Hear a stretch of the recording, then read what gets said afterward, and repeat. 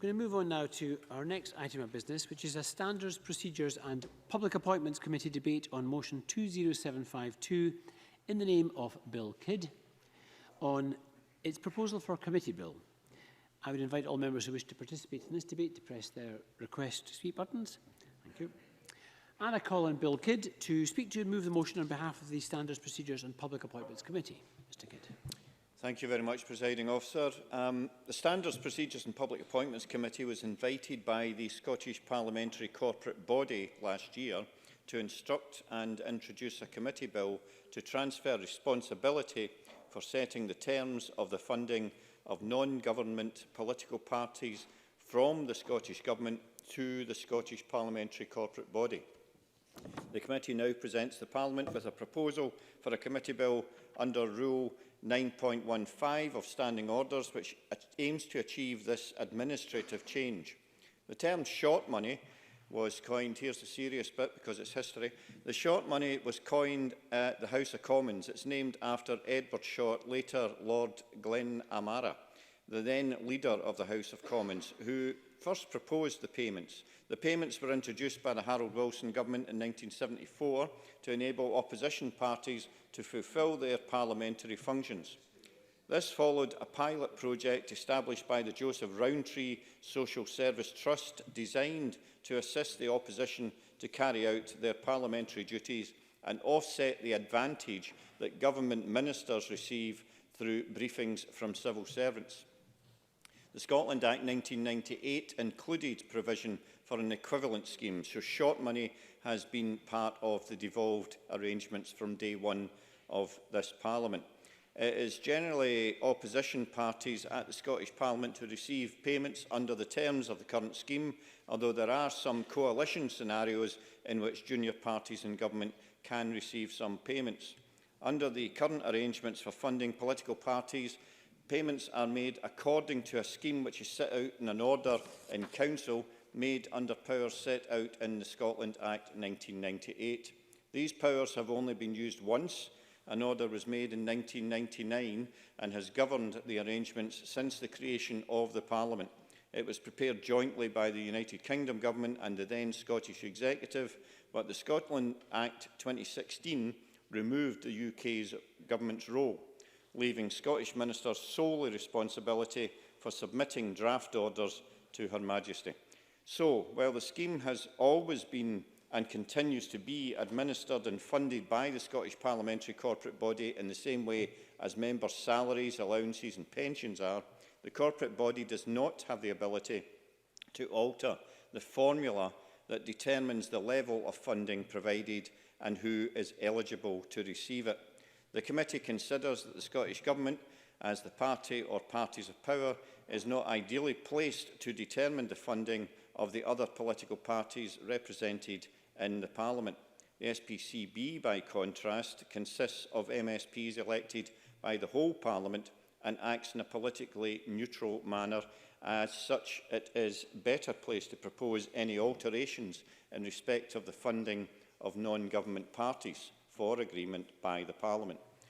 Under the committee's proposal, responsibility for setting the terms of the short money arrangements would be transferred from Scottish ministers to the Parliament. The provisions of the proposed bill would give the Parliament the power to make a resolution setting out a new scheme. In this way, any changes to the current scheme will be agreed by the Parliament as a whole. I would like to reassure members that the proposed bill is narrow in scope.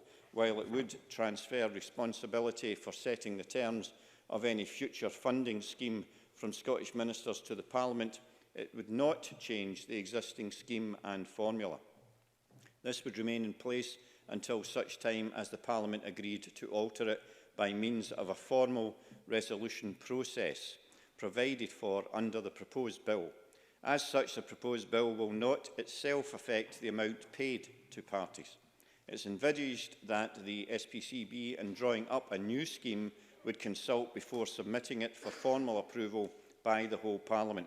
In this way, any alteration to the amount of support available to eligible parties or any change to the rules on eligibility would be determined by all MSPs.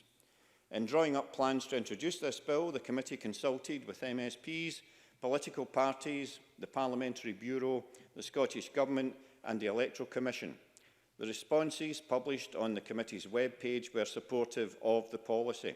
Significantly, the Scottish Government has indicated that it is consent with it that its responsibility in this area be transferred to the Scottish Parliamentary Corporate Body.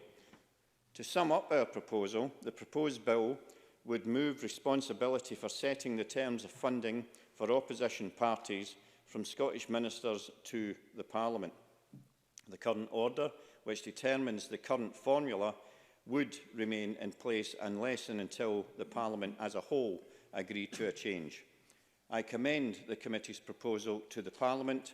I move that the Parliament agrees to the proposal for a committee bill under Rule 9.15 contained in the Standards, Procedures and Public Appointments Committee's second report 2020, Session 5, proposal for a committee bill, Scottish Parliament, Assistance for Political Parties Bill, SP Paper 669. And thank you very much.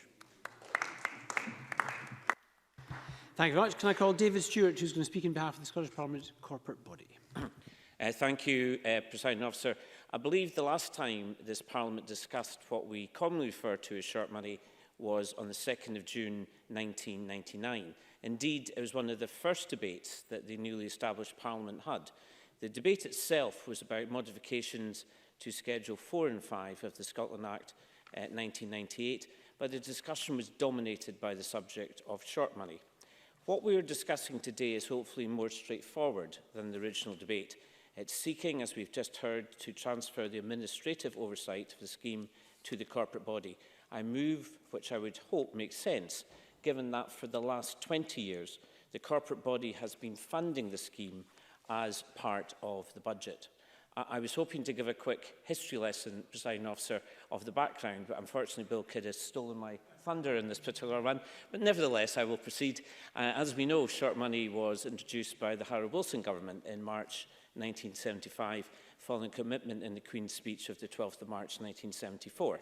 So the proposal and the purpose was to enable non-government parties to more effectively fulfil their parliamentary functions. And the funding was essentially provided for staffing of the opposition leaders and the chief whip offices, and in research assistant for shadow front bench spokesperson. As members will be aware from previous speaker, an order in council made under the Scotland Act sets out the financial assistance that the corporate body must pay to non-government parties, but also I would highlight to the Chamber, it's also to junior coalition parties, as we found during the Labour-led administration when funding was available for the Liberal Democrats, to assist members to perform their parliamentary duties, commonly referred to as short money. Here in the Scottish Parliament, it's for individual parties to determine how the funding is used, providing it is for parliamentary purposes, and responsibility for setting the terms of the order and therefore the amount of short money currently lies with Scottish ministers. The order in council provided for the existing scheme has been in place since 1999. Previously, if any changes were to be made to the arrangements, such an order would have to require approval by both Westminster and Holyrood before being made by Her Majesty. The Scotland Act 2016 changed this. Approval by Westminster is no longer required. Only the Scottish Parliament needs to approve a short money order. The corporate body considers the arrangements provided for in the 2016 Act are still not wholly satisfactory, since the power over the funding arrangements was transferred to Scottish ministers. As the funding is provided by the corporate body, we consider that very body is best placed to oversee the arrangements. This will be similar to the corporate body's responsibility for the administration of members' salaries and the reimbursement of expenses schemes. Importantly, it may not be considered appropriate as a matter of principle for the Scottish Government to have the power to determine funding to non-government political parties. The corporate body, by contrast, consists of representatives elected by all MSPs and acts in a politically neutral manner. As such, it therefore be thought to be better placed to take decisions and promote actions in respect of the funding of non-governmental parties. The proposal, therefore, is that instead of Scottish ministers having control, the corporate body should be able to regulate the short money provisions. So I'm very grateful to the Standards, Procedures and Public Appointments Committee for the work it's already undertaken in this matter, and I'm pleased that they agree that such a change should be made to the existing arrangements. It's important to stress, though, that the corporate body sees this bill as very narrow change to the control of the regime and not to the regime itself. And I hope members agree that the corporate body has a proven track record in the administration of similar issues. The corporate body oversees the reimbursement of members' expenses scheme, and it's to the credit of both the Allowance Office and members themselves that we have not seen some of the issues that have impacted other legislatures. Similarly, the corporate body operates the members' salary scheme, and with Parliament's support, we have overseen measures to detach ourselves from other Parliament's arrangements and establish our own. So over the last 20 years, the corporate body has provided the funding for the short money scheme. And the funding is based on a formula, and the amount is currently set at £8,700 per member of the qualifying party group.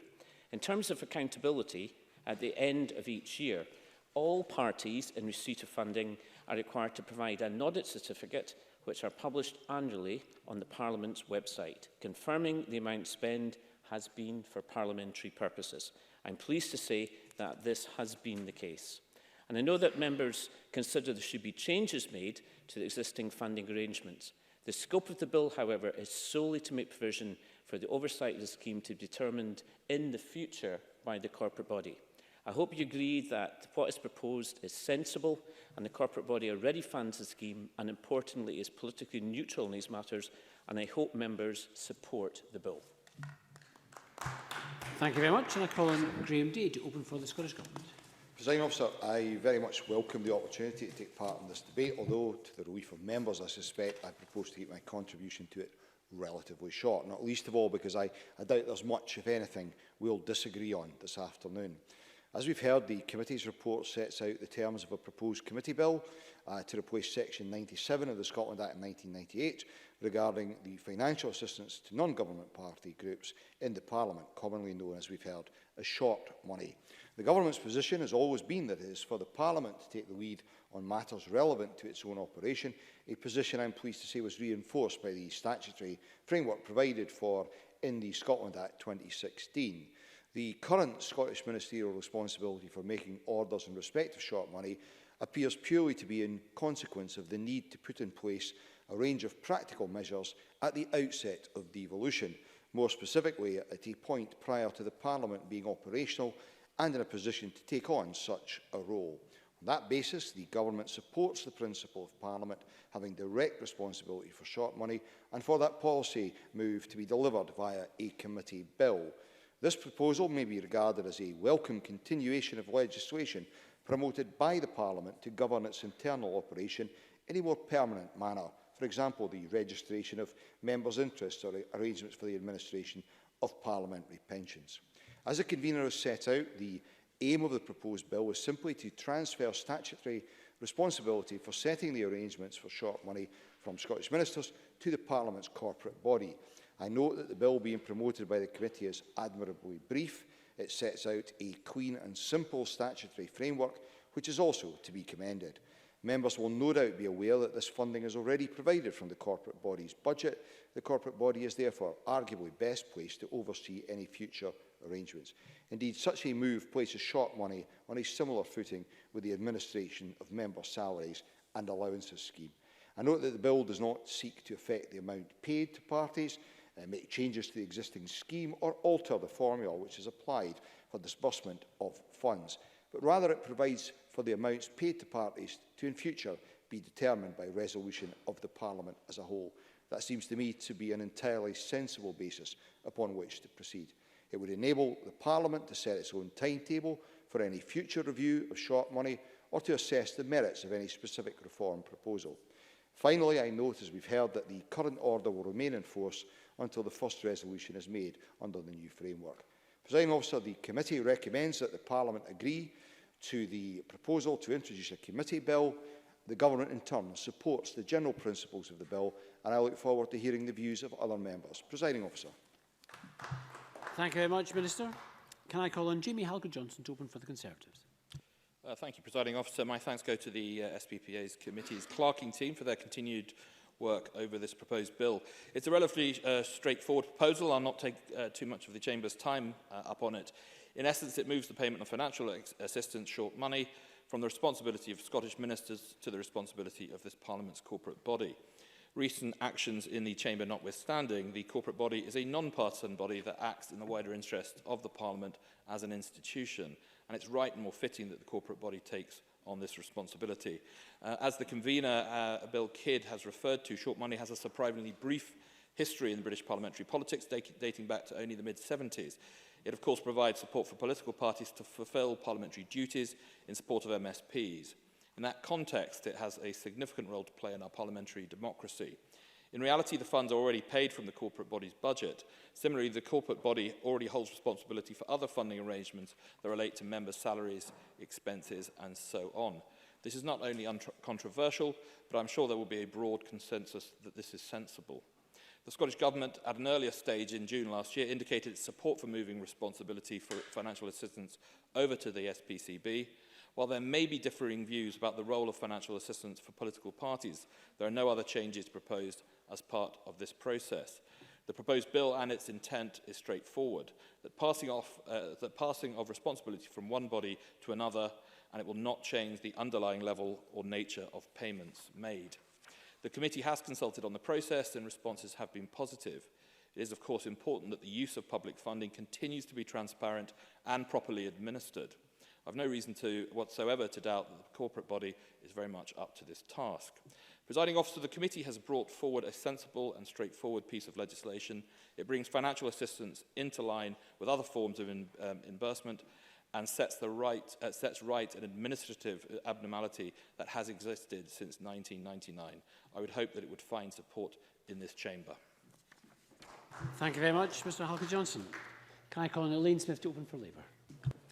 Thank you, Presiding Officer, and like everyone else who has spoken so far, I welcome the proposal for a committee bill which will bring responsibility for setting the terms for funding of non-government political parties represented in the Scottish Parliament from Scottish ministers to the SPCB.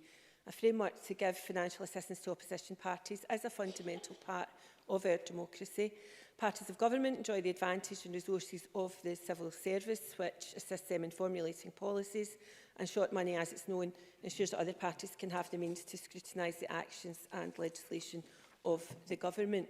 As we heard from Bill Kidd, it's named after the Right Honourable Edward Short MP, Leader of the House of Commons, who in 1975 established the payment to opposition parties in the House of Commons to help them pay for certain services necessary to carry out their parliamentary duties. Today, it goes towards paying research staff and helping party leaders, chief whips, frontbenchers to do their job. And fortunately, the name short money doesn't indicate the amount of money that is to be given to the parties, although some may disagree, of course. In other words, it helps towards levelling the playing field between the main party of government, which calls in its army of professional researchers and administrators from the civil service to assist them, and the opposition parties who must employ their own staff to assist in holding the government to account. The bill being proposed by the committee is simply about transferring responsibility for setting the terms of financial assistance from Scottish ministers to the SPCB, and as proposed, it will not seek to make changes to the existing scheme and the formula of disbursement of funds, and it will not in itself affect the amount of money paid to parties, but it will give the power to Parliament to make any necessary or desirable changes that Parliament decides to make in the future. It's timely and appropriate, I think, to give total control of the regime to the corporate body, and this brings it into line with the powers the SPCB already has, as David Stewart mentioned, for members' salaries and expenses. It really doesn't make sense that the money is provided by the SPCB from its budget, but the order-making power has been left solely with Scottish ministers. By replacing Section 97 of the Scotland Act 1998, we would bring not only the administration of the power to change the short money, and we would bring not only the administration, but the power to change the short money into the hands of the Parliament, if the Parliament so desired.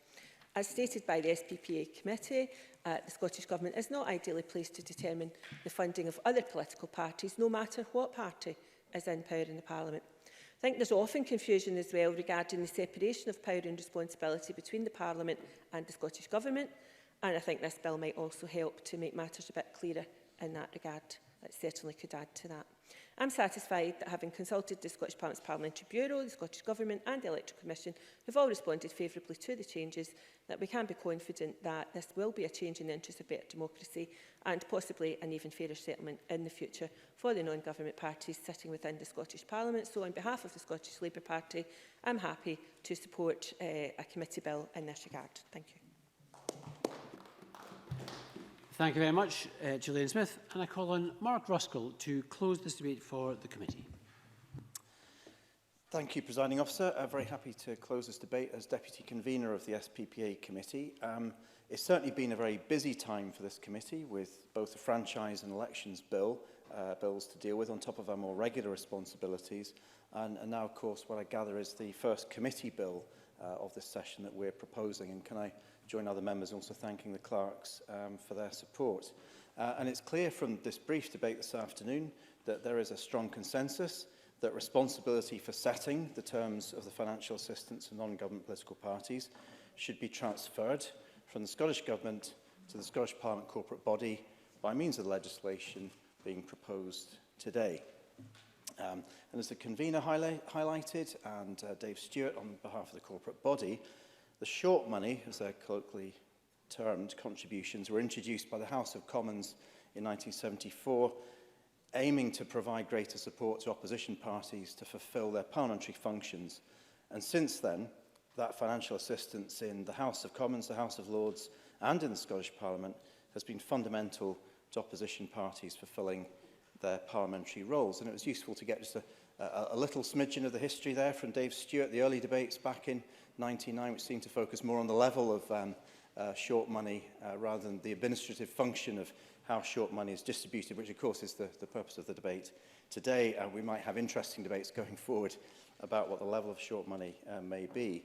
And I can certainly perhaps almost declare an interest here, Presiding Officer, in the first session of Scottish Parliament. Obviously I wasn't an MSP, but I did spend a period of time working for Robin Harper, the first Green MSP, on assisting him to bring forward the first piece of Green Members' Bill legislation to the Scottish Parliament. And at that time, you know, with a single MSP in the Parliament, it was hugely important that we had a little bit of resource to support his parliamentary work. You know, we had a toehold in Scottish politics. I think at that time we didn't even have full-time members of staff, so not a lot of capacity to support our first ever parliamentarian. And throughout the years, I've seen the value of short money coming through, particularly now in my role as convener of the Green Group, parliamentary group in the Scottish Parliament.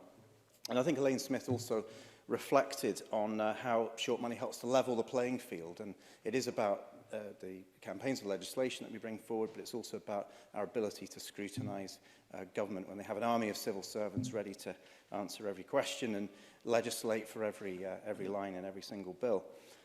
So I agree that it's appropriate that, along with others speaking today, that following the Scotland Act 2016, that the responsibility for submitting draft orders should be transferred from the Scottish Government to the SPCB. The SPCB, of course, is made up of representatives elected by the Parliament and therefore is better placed as a neutral body to take decisions in relation to the provision of financial assistance to opposition parties. It also has a responsibility for setting members' salaries, allowances and expenses, so it can be argued that taking on this role in relation to financial assistance is a logical expansion of that role. The committee has worked to develop this proposal following the Scottish Government's indication that it would be content to support these provisions being transferred to the corporate body. And the committee's report sets out the full background to the proposal and includes a draft bill.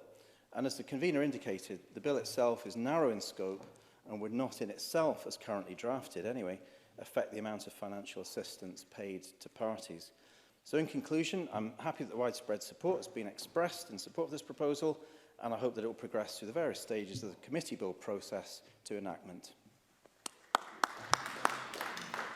Thank you very much, Mr Ruskell. And that concludes our Standards, Procedures and Public Appointments Committee debate on its proposal for a committee bill. And we're going to move on shortly to our next item of business.